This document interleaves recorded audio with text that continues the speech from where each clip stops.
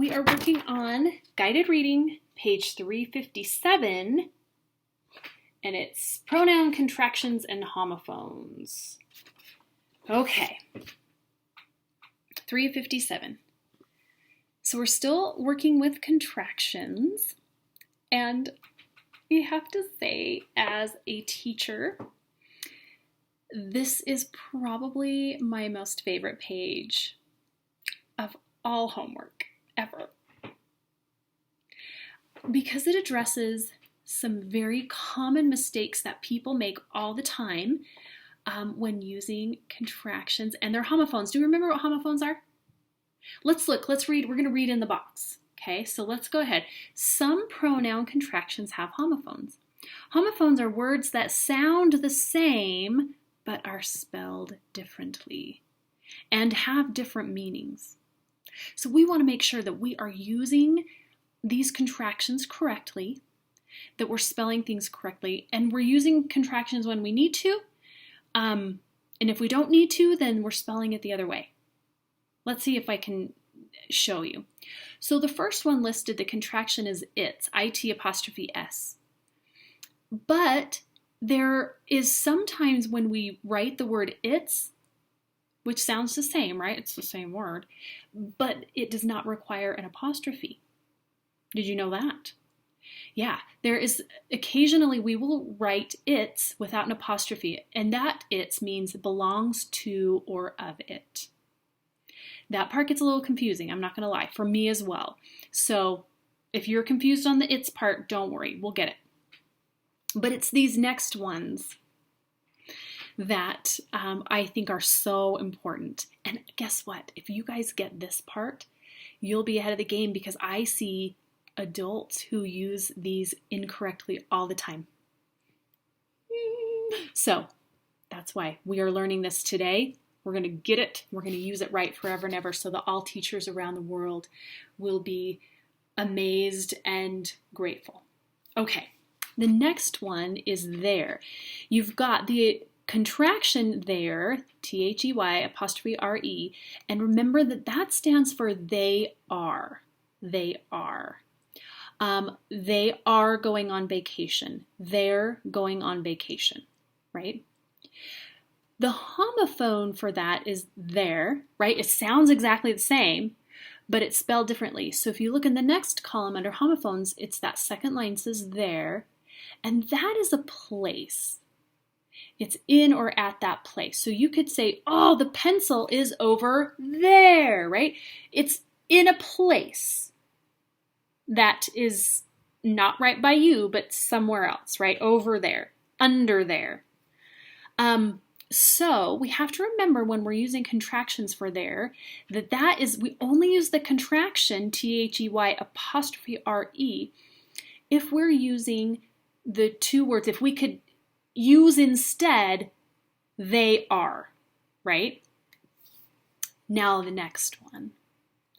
Your. Y-O-U apostrophe R-E. That is a contraction for two words combined. You are. You are. You are my favorite student. You're my favorite student, right? We can use it just like that. But the next word, the homophone, is your. Sounds exactly the same, but it's spelled differently, right? And that means belongs to or of you. So your pencil fell off your desk. Your backpack is hanging over in the closet. Over there in the closet. Remember that we are going to use the contraction in the place of you are. And if we could use you are in the sentence, then we don't want to spell it Y-O-U-R. We'd want to use the contraction, the Y-O-U apostrophe R-E. We've got to use them correctly, right? It really is important. The next one is whose, W-H-O apostrophe S. Who is what that contraction is. So we'd say,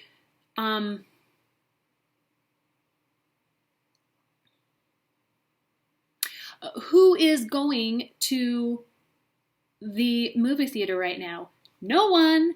Or we could say, who's going to the movie theater right now? No one. Who is whose, right? But the other type of whose is the WHOSE, belongs to or of who or whom. We would say, whose backpack is hanging in the closet? Like that. Does that make sense? Hopefully we're making headway and not confusing you. So let's take a look. It says to circle the errors in the story. We're going to look for pronoun contractions and their homophones and see if we can write them correctly. So here we go. Who's ready to see the Grand Canyon? Rose's dad cried out. Did you see one right there already? Yeah, it's the first word, whose, because what it should replace is the two words who is. Who is ready to see the Grand Canyon?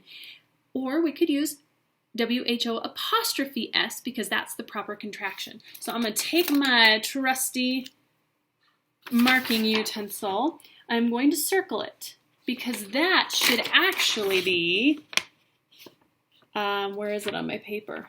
This one right here. Who is the contraction. Whose. Not me, Rosa huffed from the back seat of the car. It's not fair. Ooh, hold on a second. It's not fair.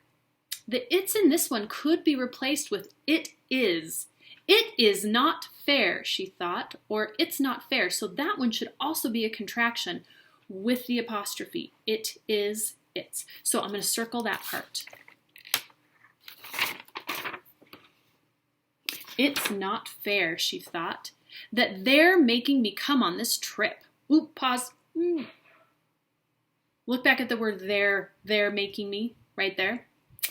Remember, that type of there is an over there, out there, under there. That's a place. But this one should be the contraction that says they are, right? That they are making me come on this trip. So we would use the THEY apostrophe RE. So circle that one as well, because that is incorrect. Right? Okay.